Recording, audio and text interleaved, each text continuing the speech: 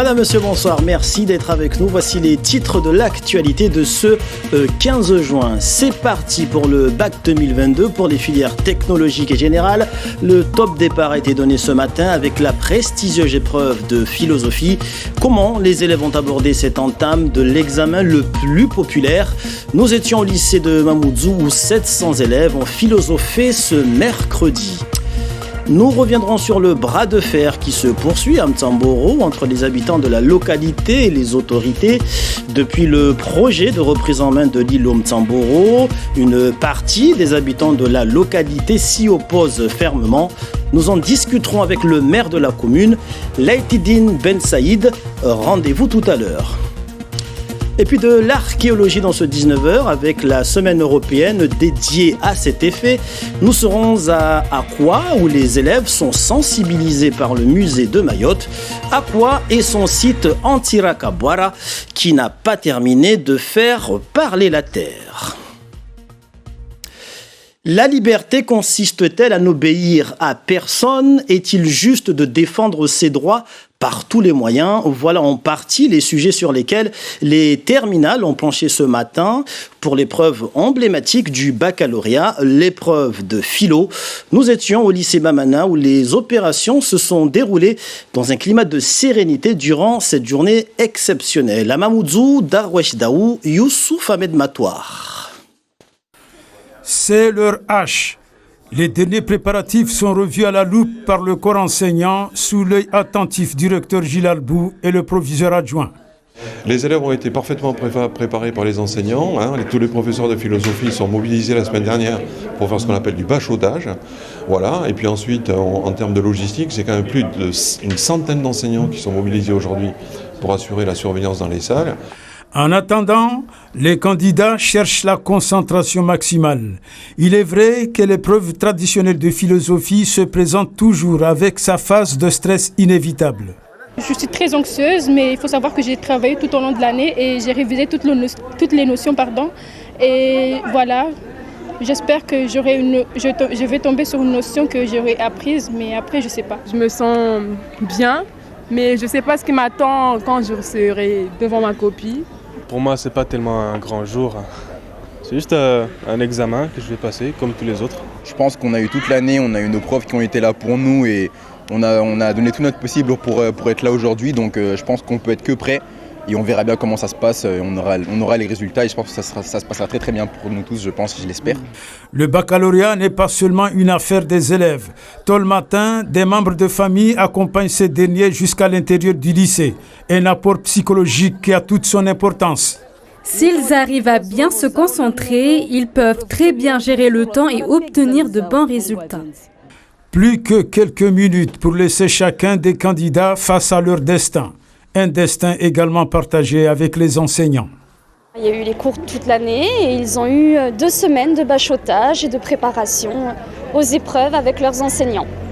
Cette année, cette fameuse épreuve de philo sur le bac général notamment proposait, entre autres thèmes, la transformation des pratiques artistiques à travers le monde ou la question de savoir s'il revient à l'État de décoder de ce qui est juste. Et les épreuves du baccalauréat se termineront le 24 juin avec les épreuves du grand oral. Et l'on repart dans ce journal de l'îlot de Mtsamboro. Un îlot qui fait l'objet de tensions et de colère dans la commune du Nord depuis le projet de reprise en main de l'îlot par le Conservatoire du littoral, propriétaire du foncier de l'îlot et les co-gestionnaires, à savoir la commune de Mtsamboro et l'association Agir pour le développement intégré de Mayotte, accompagnée par les services de l'État. Ce projet depuis divise les habitants de Mtsamboro qui protestent contre cette reprise en main des autorités à travers notamment différentes manifestations à la mairie de Mtsamboro. Et pour en parler, le maire de Mtsamboro est avec nous, Laïtidine Ben Saïd. Bonsoir. Bonsoir Papino, bonsoir à tous ceux et celles qui nous regardent, bonsoir à la population de Mtsamboro. Alors, dimanche dernier encore, on l'a vu lors du premier tour des élections législatives, plusieurs banderoles apposées devant la mairie de Tsamboro par des manifestants donc, qui restent en colère contre ce projet de reprise en main de l'îlot. Où en sommes-nous actuellement? Quelle est la situation un peu sur ce bras de fer? Effectivement, depuis la semaine dernière, le parvis de la commune est occupé par une partie des agriculteurs. Moi, permettez-moi de vous porter tout simplement mon indignation parce que les agriculteurs sont au cœur de ce projet. Ils ont toujours été associés à ce projet depuis la convention de gestion de 2017. Donc moi, je ne comprends pas aujourd'hui certains qui font des mensonges, des rumeurs infondées et qui font que alimenter l'opinion. Quand vous dites certains, vous parlez de qui? Je parle des personnes qui ont été associées à ce projet, qui ont participé à des réunions, des ateliers, depuis le travail de diagnostic qui a eu lieu depuis 2017, encore une fois, et le plan de gestion. Donc, ces gens-là, aujourd'hui, manipulent la population en leur disant tout simplement qu'ils vont être chassés à l'îlot de Tsamboro. Mais, M. Papineau, vous qui êtes journaliste, est-ce que vous avez vu quelque part que la commune, ou bien la DLM, ou bien l'État, à savoir le conservateur électoral, on a écrit quelque part que l'îlot sera vendu? Ou bien, est-ce qu'on a mentionné quelque part que les agriculteurs seront chassés de l'îlot? Non. Alors, qu'en est-il exactement? Les agriculteurs auront toujours leur place, leurs différentes cultures sur place, les habitations aussi, on parle d'habitations qui devraient être détruites. Quelle est exactement la situation concernant les différentes cultures sur place et les habitations? La municipalité actuelle est animée de faire de ce joyau, parce que c'est un joyau, tout simplement, parce que c'est un joyau qui est dans un site exceptionnel.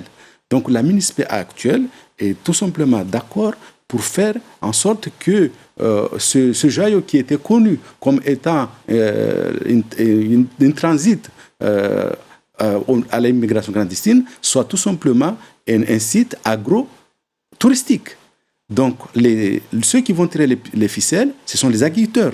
Donc, c'est un projet qui se fait avec les agriculteurs et pour les agriculteurs.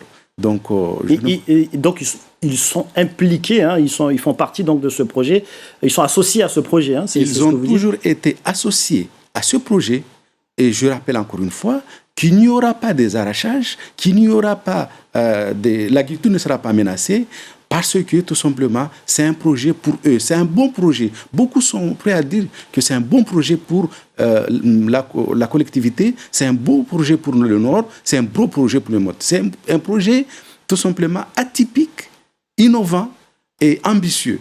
Donc, on doit se mettre d'accord. Tout le monde doit s'unir, unir nos forces pour faire dans ce site un projet unique au monde. Donc, dans ce cas, vous entendre, les manifestants n'ont plus de raison à rester devant la mairie avec leurs pancartes. Moi, j'ai toujours échangé avec eux et je continuerai à échanger avec eux parce que c'est dans ma nature de ne pas recourir à la violence ou bien de ne pas les booster. Parce qu'ils ont raison, ils sont manipulés. C'est un sujet qui est très sensible dans la commune et donc, du coup, aujourd'hui, je leur dis de venir, de discuter. Le préfet va revenir parce qu'il était venu le 18 mai dernier. La réunion n'a pas pu aller à son terme. Il va revenir pour terminer la réunion et ça sera le volet agricole pour les rassurer qu'ils ne sont pas menacés. Au contraire, on va faire avec eux. Pour terminer, il y a une date là pour la prochaine réunion avec la population et mercredi le 22 à 16h, le préfet sera à Tsamboro pour continuer ce volet-là et faire en sorte de taire les fausses rumeurs et les mensonges qui alimentent l'opinion. Laïtidine Ben Saïd, merci d'avoir accepté de répondre à nos questions. Je rappelle que vous êtes le maire de Tsamboro. À La Réunion, je vous en parlais brièvement hier soir, la direction d'Air Austral vient de changer de main avec le départ de son PDG Marie-Joseph Mallet. La compagnie aérienne va être rachetée par un conglomérat d'investisseurs réunionnais. Alors, quel impact pour Mayotte? Réponse dans ce reportage d'Hachim Saïd Hachim et Farah Hosseini. Ce nouvel envol est marqué par la sortie de Marie-Joseph Mallet de la direction d'Aerostral et l'avancée du rachat de la compagnie auprès du comité interministériel de restructuration industrielle. Bercy a dit oui pour le projet de reprise par des acteurs réunionnais, dont le groupe de Lefly, qui est propriétaire de Clini Futur.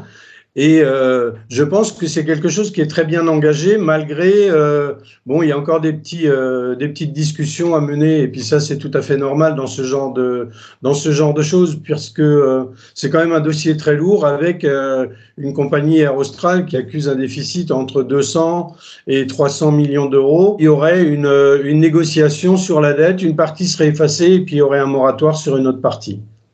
L'activité d'EWA Air sera-t-elle impactée à Mayotte ? Nous, jusqu'à maintenant, EWA, nous sommes restés loin de toutes les turbulences et nous continuons notre vie normalement, et puis on verra quand la nouvelle gouvernance se mettra en place. Je pense que c'est très très difficile de faire des plans sur la comète actuellement, attendant les choses, comment ça va s'évoluer, quoi. Pas de forte inquiétude, mais la compagnie aux couleurs mahoraises n'est pas autonome. Il faut savoir que pour l'instant, EWA Air n'a pas de CTA, n'a pas de certificat de transporteur aérien, donc navigue et vole toujours plutôt sur le CTA d'Aerostral. La présence d'EWA n'est pas remise en cause, quelle que soit la gouvernance.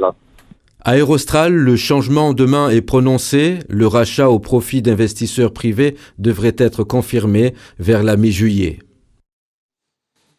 Et on ouvre à présent notre page sur les législatives.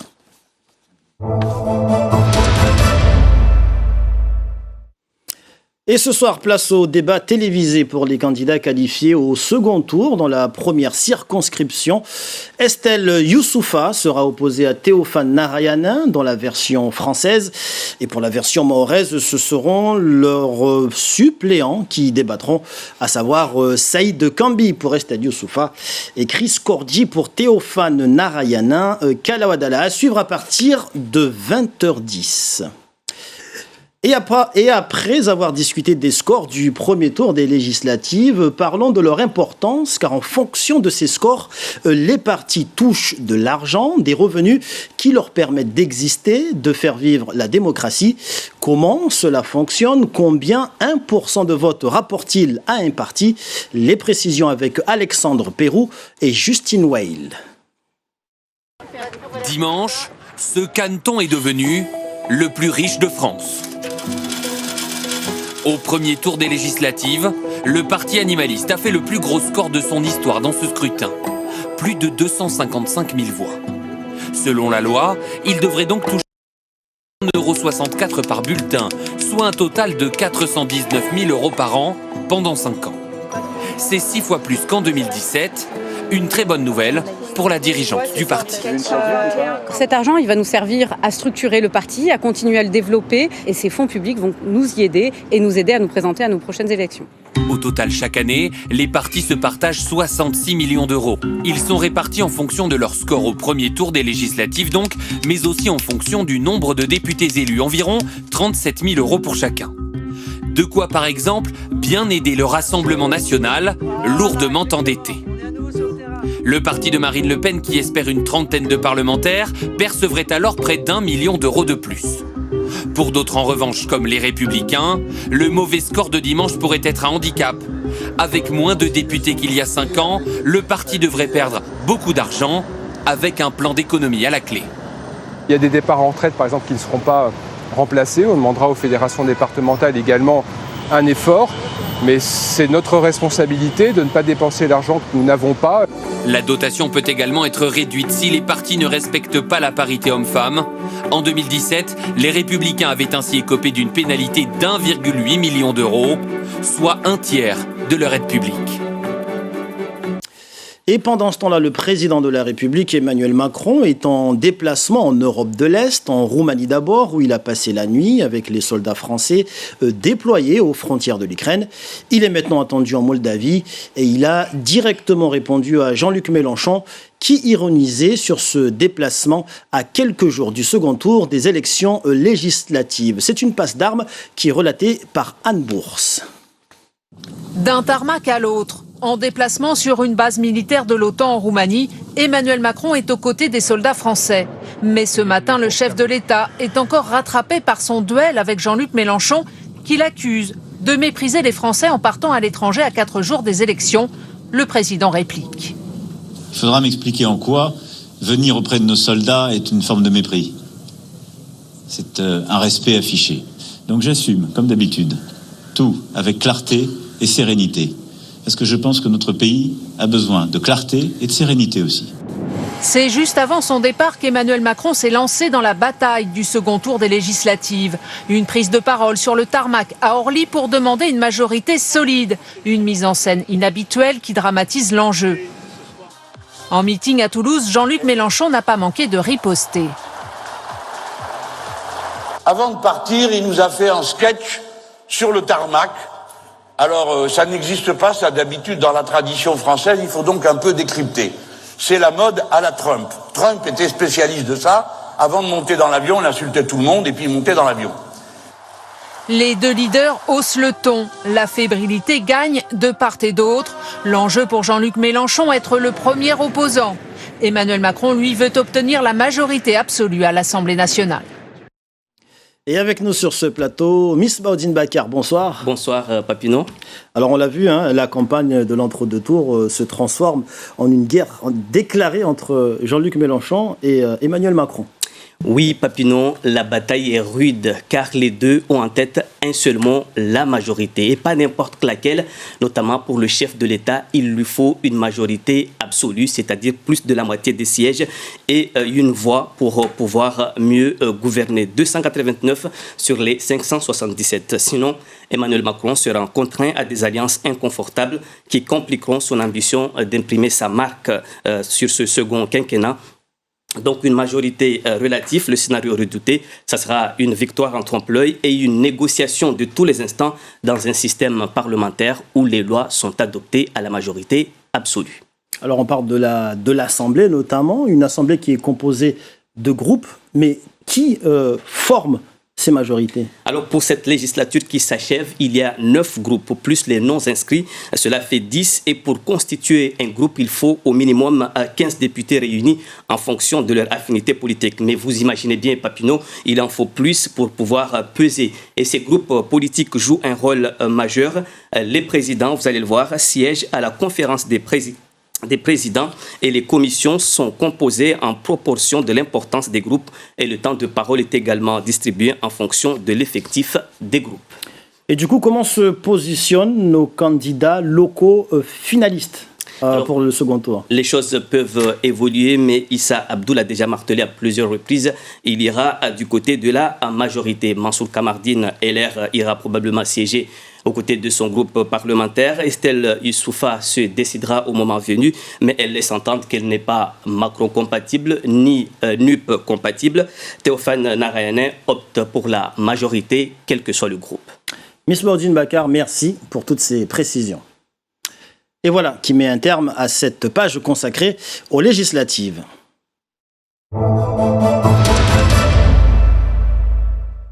Et on termine ce journal en prenant la direction du nord à Hakwa. Là-bas, le site Antiraka Bwara est au cœur de la semaine européenne de l'archéologie. Un site archéologique funéraire déjà fouillé en 2012. Et pour cette semaine, le musée de Mayotte se rend dans les établissements scolaires de la commune.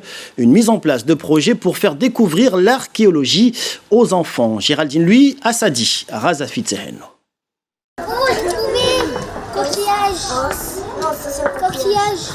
Ossements, poteries, coquillages. Les archéologues en herbe ont pour mission de trier les différents objets, mais encore, faut-il les identifier. C'est des vases. Ça, ce sont des vases. Mais ça, c'est de la poterie. Il y a une couleur un peu marron, d'accord ? Le médiateur intervient pour expliquer la différence entre un fragment de roche et une poterie. Et c'est d'ailleurs le but de cette semaine européenne d'archéologie, faire connaître cette science. Nous avons souhaité valoriser la commune de Hakwa. Pourquoi Hakwa ? Parce qu'à un moment donné, il y a eu des fouilles à Hakwa, des fouilles sur le site Antiraka Bwara. Et le musée de Mayotte a voulu valoriser ce travail-là. Le groupe passe à l'atelier suivant, le bac de fouilles. C'est la reconstitution d'une tombe qui a été découverte en Tsirakaboara il y a quelques années lors de campagnes de fouilles archéologiques. Et c'est une tombe qui date du XIIe siècle. C'est un jeu de rôle où les enfants font comme s'ils étaient archéologues. Donc ils apprennent les gestes de base. Donc on va fouiller couche par couche. Donc c'est vraiment des apprentis archéologues. On a trouvé un corps d'une personne qui est déjà morte. Là, c'est quelle partie là? J'enlève le haut, la tête. La semaine d'archéologie se poursuit à Akwa pour les scolaires. La dernière journée sera ouverte au public samedi à la mairie. Et c'est la fin de ce journal. Merci pour toute votre attention. L'info se poursuit avec le journal en maoré dans un instant. Passez une très belle soirée sur La Première et à tout à l'heure.